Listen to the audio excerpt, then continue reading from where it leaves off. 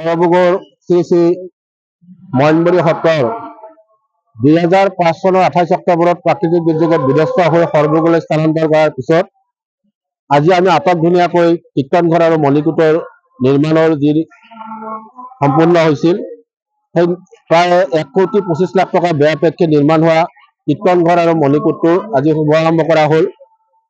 সত্ৰখনৰ পূজ্যপাঠ সত্ৰাধিকাৰ বুঢ়া সত্ৰাধিকাৰ শ্ৰদ্ধেয় গণেশ চন্দ্ৰ অধিকাৰী প্ৰভু আৰু তিনি ৰাজ্যৰ বন্ধনীয় থান বৰপেটা সত্ৰৰ ডেকা সত্ৰীয়া গৌতম পাঠক প্ৰভুজনাৰ উপস্থিতিত আজি আনুষ্ঠানিকভাৱে শুভোদ্বোধন কৰা হয়।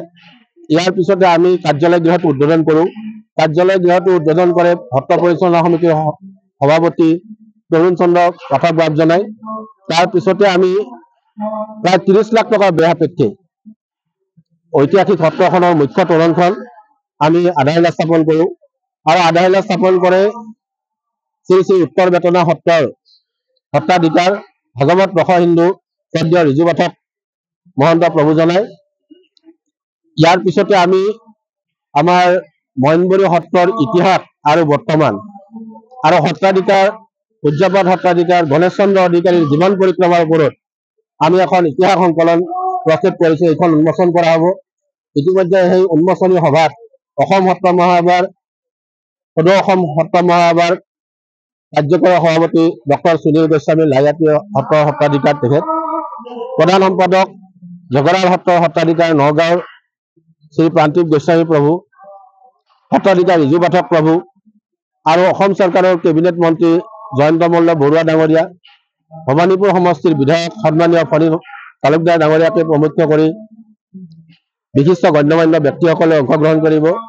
আজিৰ অনুষ্ঠানত আমাৰ বৰপেটাৰ ঢাকা সত্ৰ, বৰনগৰৰ বিভিন্ন থান, নামঘৰ, পাৰ্লামেণ্টৰ আমতলী সত্ৰকে আদি কৰি মইনবৰী সত্ৰৰ সমূহ শিষ্য প্ৰকৃষ্ট ভকত বৈষ্ণৱ আহি আজি এই মহাপাল নামৰ দিনজোৰা কাৰ্যসূচীৰে অনুষ্ঠিত হোৱা পাল নাম আৰু উদ্বোধনী আধাৰশিলা অনুষ্ঠানৰ এই পবিত্ৰখনত উপস্থিত হৈছে আৰু হৰিধ্বনিৰে মুখৰিত হৈ পৰিছে। গতিকে আধ্যাত্মিক পৰিৱেশে সমগ্ৰ সত্ৰখনকে টানি ধৰিছে। প্ৰায় 2 সহস্ৰাধিক ইতিমধ্যে ভক্ত বৈষ্ণৱ সমবেত হৈছে আৰু ইয়াৰ লগে লগে অসমৰ বৈষ্ণৱ ইতিহাসত মইনবৰী সত্ৰখনৰ যি ঘাত প্ৰতিঘাত সংঘাত আৰু প্ৰাকৃতিক দুৰ্যোগত বিধ্বস্ত হোৱাৰ পিছত এক কৰুণ জীৱন গাথাৰে সত্ৰাধিকাৰ পৰিয়ালৰ কিমান প্ৰত্যাহ্বান এই সমগ্ৰ বিষয় সামৰি আজি এই পবিত্ৰ ক্ষণটোৱে আমাক খুব উৎফুল্লিত কৰি তুলিছে।